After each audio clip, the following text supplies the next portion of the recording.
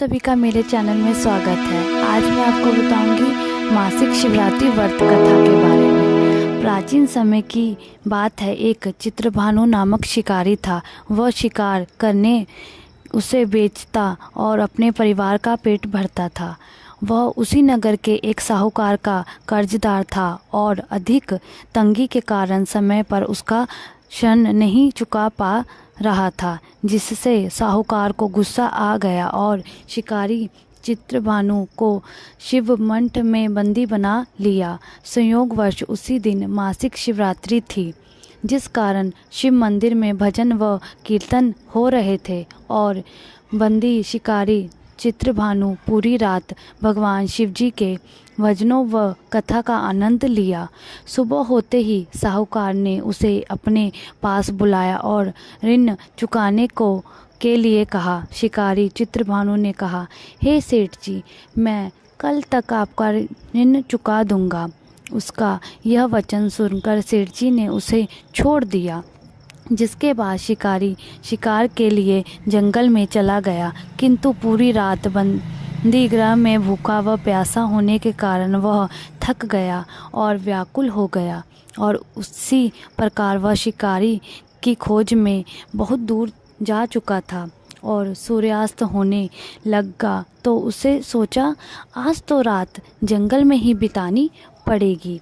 ऊपर से कोई शिकार भी नहीं कर पाया जिससे बेचकर सेठ जी का ऋण चुका देता। यह सोचकर वह एक तालाब के पास पहुंच गया और भर पेट पानी पिया, जिसके बाद वह बेल के पेड़ के चढ़ गया जो कि उसी तालाब के किनारे था। उसी बेलपत्र के पंड के नीचे शिवलिंग की स्थापना हो रही थी, किंतु वह पूरी तरह बिल की पत्तियों से जड़ा होने के कारण उस शिकारी को दिखाई ही नहीं दिया। शिकारी चित्रभानु पेड़ में बैठने के लिए बिल की टहनियाँ व पत्ते तोड़कर नीचे गिराता। संयोगवश वो सभी टहनियाँ व पत्ते भगवान शिवलिंग की पर गिरते रहे और शिकारी चित्रभानु रात्रि से लेकर पूरे दिन भर का भूखा प्यासा था और इसी कारण उसका मासिक शिवरात्रि का व्रत हो गया।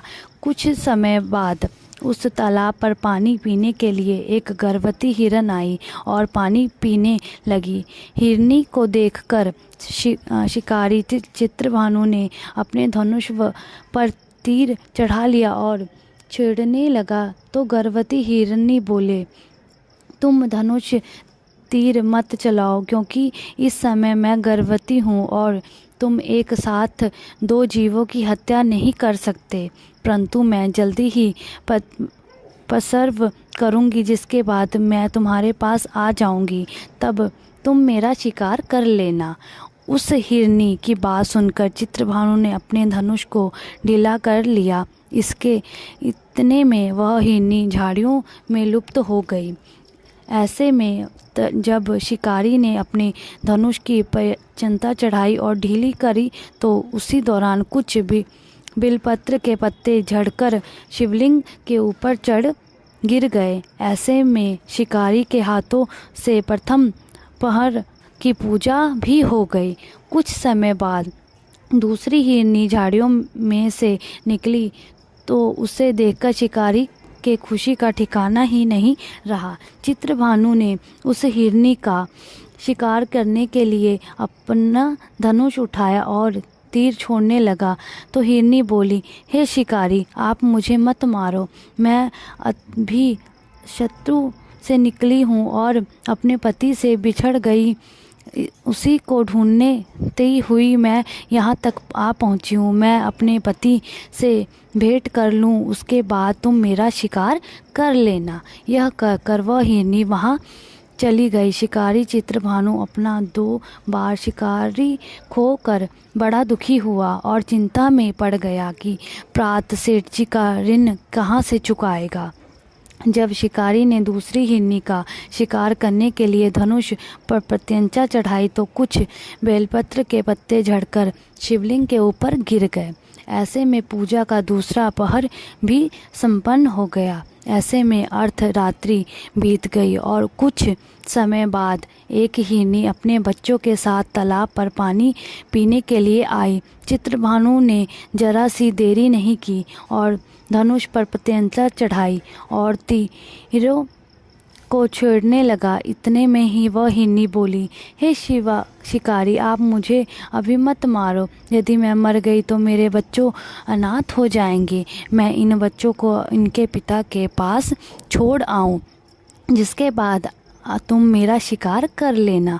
उस हिरनी की बात सुनकर शिकारी चित्रभानु जोर से हंसने लगा और कहा, सामने आए शिकार को कैसे छोड़ सकता हूँ? मैं इतना भी मूर्ख नहीं हूँ, क्योंकि 2 बार मैंने अपना शिकारी खो दिया है, अब तीसरी बार नहीं। हिरनी बोले, जिस प्रकार तुमने अपने बच्चों की चिंता सता रही है, उसी प्रकार मुझे अपने बच्चों की चिंता हो रही है। मैं इन्हें इनके पिता के पास छोड़ वापस आ जाऊंगी। इसके बाद तुम मेरा शिकार कर लेना। मेरा विश्वास कीजिए शिकार जी राज। हिरनी की बात सुनकर शिकारी का दया आ गई और उसे जाने दिया। ऐसे में शिकारी के हाथों से तीसरे पहर की पूजा भी हो गई। कुछ समय बाद एक मर्ग वहाँ पर आया। उसे देखकर चित्रभानु ने अपना तीर धनुष उठाया और उसके शिकार के लिए छोड़ने लगा। तो वह मर्ग बड़ी नम्रता पूर्वक बोला, हे शिकार जी, यदि तुमने मेरे तीनों पत्नियों और छोटे बच्चों को मार दिया तो मुझे भी मार दो, क्योंकि उनके बिना मेरा इस दुनिया में कोई नहीं है। यदि तुमने उनको नहीं मारा है तो जाने दो, क्योंकि मैं उन 3 हिरनियों का पति हूँ और वो मेरी ही तलाश कर रही है। यदि मैं उन्हें नहीं मिला तो वो सब मर जाएंगी। मैं उन सभी से मिलने के बाद तुम्हारे पास आ जाऊंगा, जिसके बाद तुम मेरा शिकार कर सकते हो। उस मर्ग की बात सुनकर शिकारी को पूरी रात का घटनाचक्र समझ आ गया और उसने पूरी रात उस मर्ग को बता दी। मेरी तीनों पत्नियां जिस प्रकार पर्ण करके गई हैं, उसी प्रकार वो वापस आ जाएंगी, क्योंकि वो तीनों अपने वचन की पक्की हैं। यदि मेरी मृत्यु हो गई तो वो तीनों अपने धर्म का पालन नहीं कर पाएगी। मैं अपने पूरे परिवार के साथ शीघ्र ही तुम्हारे पास आ जाऊंगा। कृपा करके अभी मुझे जाने दो।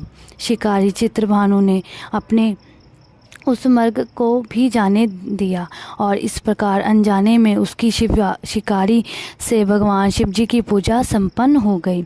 उसके बाद शिकारी का हृदय बदल गया और उसके मन में भक्ति की भावना उत्पन्न हो गई।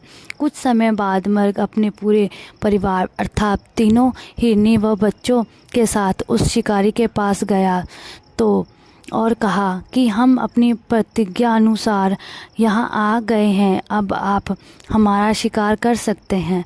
शिकारी चित्रभानु जंगल के पशुओं की सच्ची भावना को देखकर उसका हृदय पूरी तरह पिघल गया और उसी दिन से उसने शिकारी करना छोड़ दिया।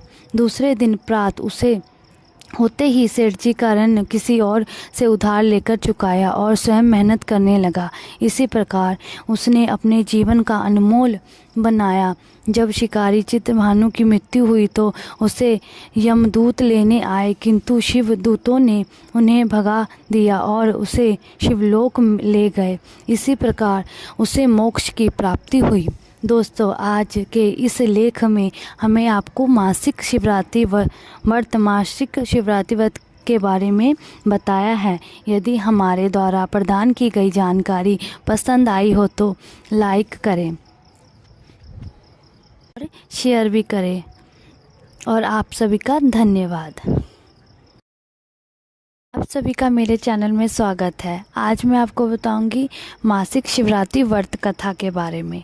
प्राचीन समय की बात है। एक चित्रभानु नामक शिकारी था। वह शिकार करने उसे बेचता और अपने परिवार का पेट भरता था। वह उसी नगर के एक साहूकार का कर्जदार था और अधिक तंगी के कारण समय पर उसका ऋण नहीं चुका पा रहा था, जिससे साहूकार को गुस्सा आ गया और शिकारी चित्रभानु को शिव मंठ में बंदी बना लिया। संयोगवश उसी दिन मासिक शिवरात्रि थी, जिस कारण शिव मंदिर में भजन व कीर्तन हो रहे थे और बंदी शिकारी चित्रभानु पूरी रात भगवान शिवजी के भजनों व कथा का आनंद लिया। सुबह होते ही साहूकार ने उसे अपने पास बुलाया और ऋण चुकाने के लिए कहा। शिकारी चित्रभानु ने कहा, हे सेठ जी, मैं कल तक आपका ऋण चुका दूंगा। उसका यह वचन सुनकर सेठ जी ने